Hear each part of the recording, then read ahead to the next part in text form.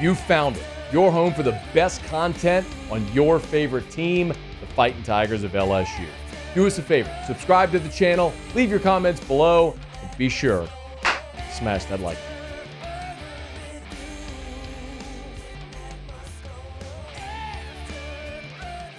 As LSU approaches the spring game this weekend, the biggest question that we've talked about this spring, and the question that will persist throughout this next portal cycle, whenever they get into summer workouts, when they get into fall camp, and then the season starts, is how much better is the LSU defense going to be? I think we all can look at the LSU offense and realize a lot of truths. The offensive line might be the best in the country. You've got a really veteran quarterback. You've got tons of talent at receiver. Yeah, you're short on numbers at running back, but Caden Durham's coming in. You think you're going to get back Trey Holly, and you should be plenty good enough there. You're going to have a great offense. You're going to score a lot of points and all that stuff. How much better can your defense be? You were 106th in the country in total defense last year. You were terrible. And your losses, you gave up at least 40 points in all of your losses. So how much better can your defense be? It was interesting because ESPN.com does this feature every year where they look at future power rankings. So they use their metrics and things like recruiting and returning talent and recent history, blah, blah, blah, blah, blah, to determine future power rankings on sides of the ball. So they looked at basically they looked at what were the next 3 years likely to look like on the defensive side of the ball. And they ranked what over the next 3 years, how the defenses should rank in the next 3 years. And Georgia was 1, and Iowa was 2, and Michigan's 3, and Clemson's 4, and Ohio State 5. A lot of the usual suspects. Bama, dropped down to 6. That's not surprising there. Notre Dame, Texas, Penn State, Utah. A lot of the usual suspects, right? The surprise, though, is you got to go pretty far down to find LSU. And when you have a season like LSU did last year, that's not, that's to be expected. A year ago in these rankings, LSU was projected 7th in the 3-year rolling average of the future power rankings. This year, LSU's 24th. So clearly, last year you plummeted, but it wasn't just last year. If you go back since the national championship in 2019, LSU since 2020 is 94th nationally in yards allowed, 79th in points allowed, and 41st in defensive efficiency. So you're talking over the last 4 years, you're 94th in the country in yards allowed. That don't smell and sound like LSU defense. Now, you've got the 2020 and 2023 defenses in there, which are the 2 worst in the history of LSU football. So, yeah, you're not going to be super great in that respect. But one of the big takeaways I had watching the scrimmage this past weekend, and I want to grant you, this was a small sample, okay? It was a spring practice. The roster isn't whole. You don't have most of your freshman class in, some of your transfers. You're playing a lot of early enrollees. So, again, small, incomplete sample. But one of my takeaways that I shared with you was that even though the first offense kind of had their way with the first defense, when the 2s and 3s went out there, the defense had the upper hand, which kind of tells me the depth and the young talent defensively, something to be excited about. Like Gabe Relaford, freshman early enrollee defensive end, had a monster win against Tyree Adams, who's your second-team left tackle. Those are the kind of things when you look and go, okay. I mean, your backup linebackers right now are West and Whit Weeks, and everybody's excited about what Whit Weeks is going to be. P.J. Woodland's a true freshman early enrollee who was running first team at cornerback. You understand my point? Like, I can look ahead and say, yeah, the offense right now is light years ahead of your defense. But it feels like the cavalry's on the way. Now, with respect to the ESPN thing, it's really hard to project. I mean, look, last year they projected LSU 7th over the next 3 seasons defensively. And LSU went and had the worst season in defensive history. And now this year, they're 24th on that list. The first line, by the way, in this ESPN piece projecting the next 3 years defensively, the first line is talent is never the issue on the Bayou, but LSU's defense has fallen off since the national championship season. Talent is never the issue? Oh, I fundamentally disagree with that. Name one player in LSU's secondary last year that's going to be an NFL draft pick. Name one. Major Burns? Sage Ryan?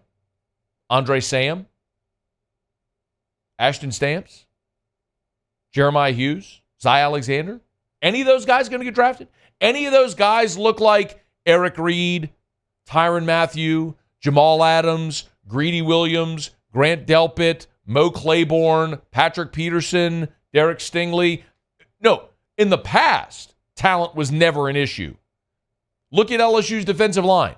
Do you see Glenn Dorsey, Claude Roten, Michael Brockers, Benny Logan, Drake Nevis, Kyle Williams? You see any All-Americans there? I don't.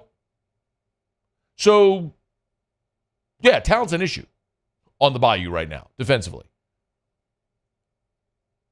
But it doesn't mean they can't fix it, not working toward fixing it.